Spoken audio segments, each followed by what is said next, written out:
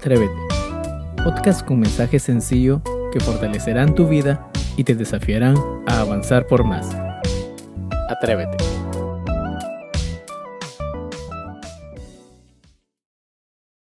Bienvenidos una vez más a Atrévete.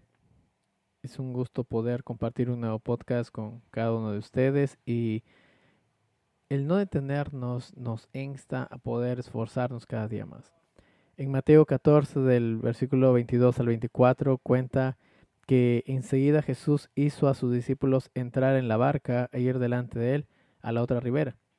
Y dice la palabra que entre tanto que él se despedía a la multitud, dice que él subió al monte a orar aparte, y cuando llegó la noche estaba allí solo. Y ya la barca estaba en medio del mar, azotada por las olas, porque el viento era contrario. Algo interesante es que Jesús tenía la capacidad de discernir los elementos de la naturaleza y envió a sus discípulos en una barca donde sabía que pasarían cierta aflicción. ¿Sí? Una de las cosas que tenemos que entender es que no tenemos que detenernos por miedo.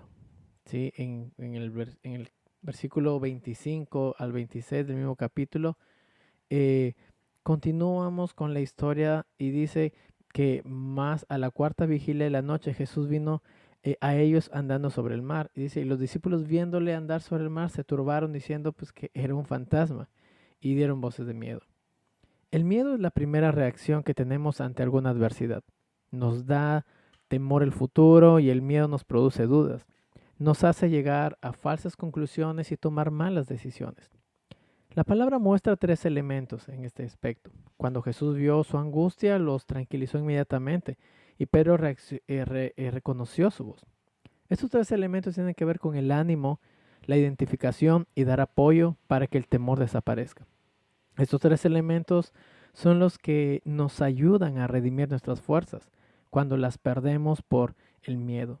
Existen dos tipos de agotamiento, el agotamiento físico y el espiritual.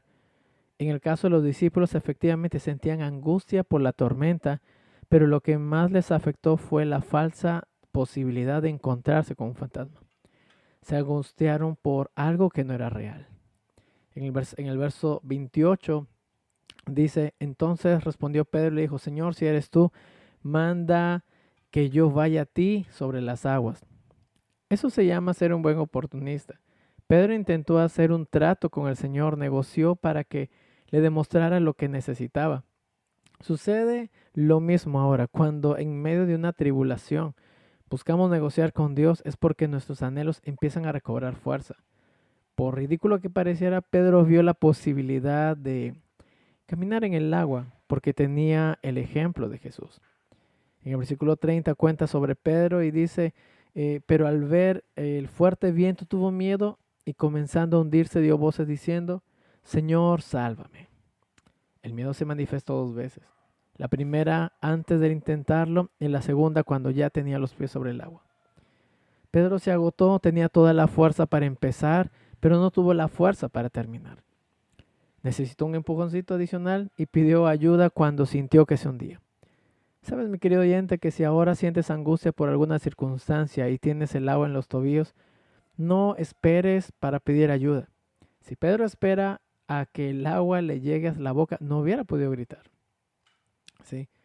Otro de los aspectos que tenemos que entender es que renovar nuestras fuerzas es un proceso.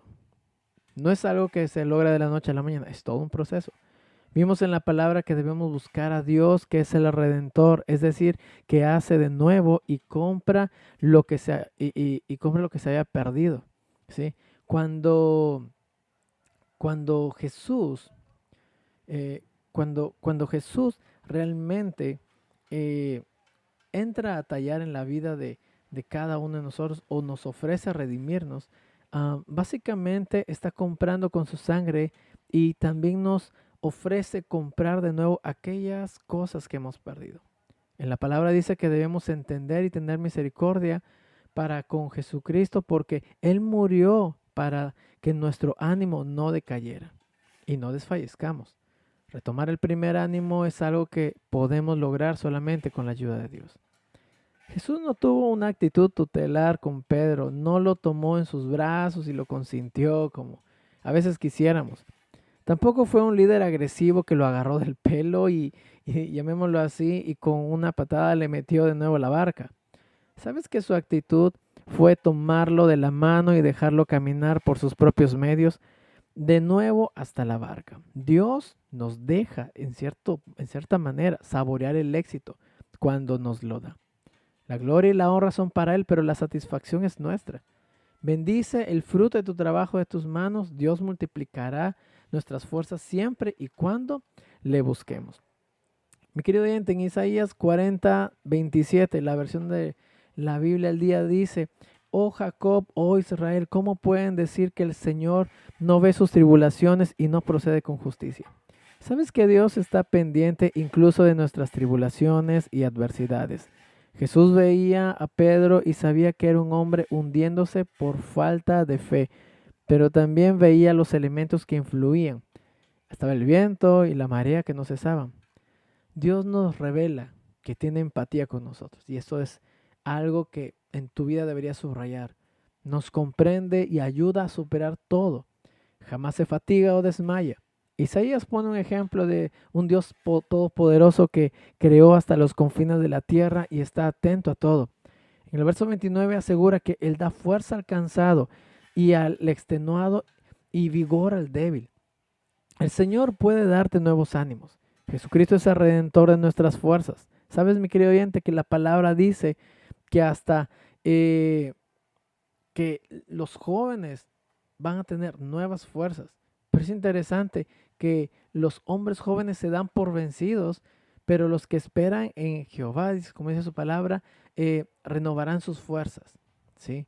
También dice que ascenderán como alas, como si fueran alas como las águilas, correrán y no se cansarán, dice la palabra de Dios, caminarán y no se fatigarán. Las alas del águila se sustentan de tal manera que vuelan y no se cansan. Las aves y los aviones vuelan por el principio de sustentación que se logra por la resistencia al aire. Si éste no hiciera resistencia, no habría fricción contra las alas y no podrían volar. Es decir, que las situaciones adversas, querido oyente, te permiten volar.